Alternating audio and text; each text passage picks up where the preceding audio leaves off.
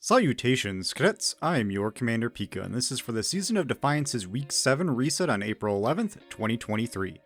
Grandmaster Nightfalls return. Head into these endgame strikes for more exotic armor, masterworking materials, and adept Nightfall weapons. If you're new to GMs or unaware, they are more difficult versions of Master Nightfalls. You must be 1800 to enter, and you'll be 40 under power. For max effectiveness, get to 1815 power to only be 25 under. In there, you'll face more champions, harder hitting enemies, a limited number of res tokens to revive your fallen allies, and if you all wipe, you'll be sent back to orbit. If you are yet a Conqueror, you can run the weekly selected GM. Those wishing to gild their Conqueror seal can select from all 6 GMs starting now. Be on the lookout for my weekly GM guides going over builds and strats that all players can achieve. What makes Nightfalls and GMs even better this week? Double rewards! So now's the time to grind if you can for those masterworking materials. For normal Vanguard Ops playlist, you have Stasis Surge. For the weekly Nightfall, queue up the Proving Ground, which has Solar and Strand Surge to face Kaido's champion. Complete it on any difficulty to earn the reprised Hung Jury Scout Rifle. Beat on Grandmaster for its adept version. In the Crucible, Shaxx has brought Team Scorched as the weekly rotator. For endgame pinnacles, head into the Last Wish Raid and Grasp of Avarice dungeon. Great time to farm for that 1000 Voices or Godroll PvP Matador 64.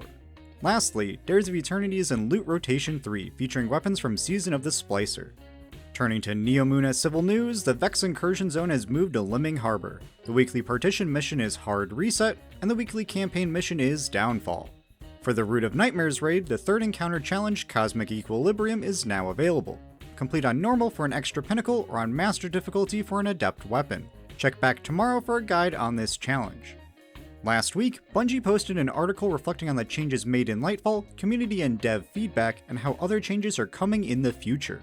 I recommend reading the whole article, but the main points worth bringing up are tweaking Guardian rank so it reflects your previous season's highest rank, so you can flex your number next season when some objectives get reset, allowing exotics earned from the Vex Strike Force special public event to reward exotics that you've yet unlocked, so no need to run Legend Lost sectors for them, adding 2 new armor mods to help gather orbs and subclass collectibles for armor charge, and an exotic armor focusing system so you can chase what you exactly want. And in last week's TWAB, they highlighted what weapons are leaving the active loot pools and which ones are entering, like some new strand weapons and the beloved loaded question. With a new week, that means new vendor loot. Over at Banshee, no good daily weapons, but weekly weapons worth noting are Jararaka 3 SR with Perfect Float and Focus Fury, Snorri FR5 with Compulsive Reloader and Frenzy, the Ikelos SMG with Killing Wind and Surrounded, Taipan with Clown Cartridge and Fanglang if you've yet to craft it, and that PvP memory interdict with Proxy Grenades, Surplus, and Elemental Capacitor.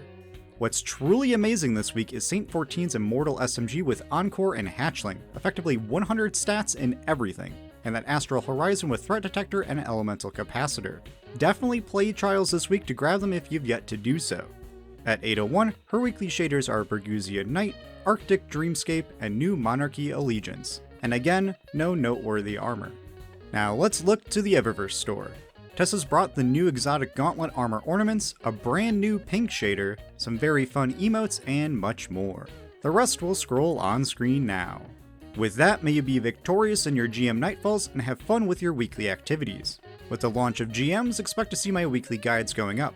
If you're new here, my guides focus on accessibility and education. I will always show the in and outs of each strike, give you no cheese strategies, and recommend loadouts that everyone can obtain. So if that interests you, stick around, ring the bell, and hit subscribe. And expect more guides in the next few weeks going over tips for all GMs, vendors, build crafting, and subclass guides for new players. You know me, never on time, but expect them eventually. If you ever have any questions, feel free to leave them in the comments or come join our clan in Discord Sundog Gaming. We're all lovely and helpful people. As always, I am your Commander Pika. Be kind, have fun, and I'll see you on the battlefield.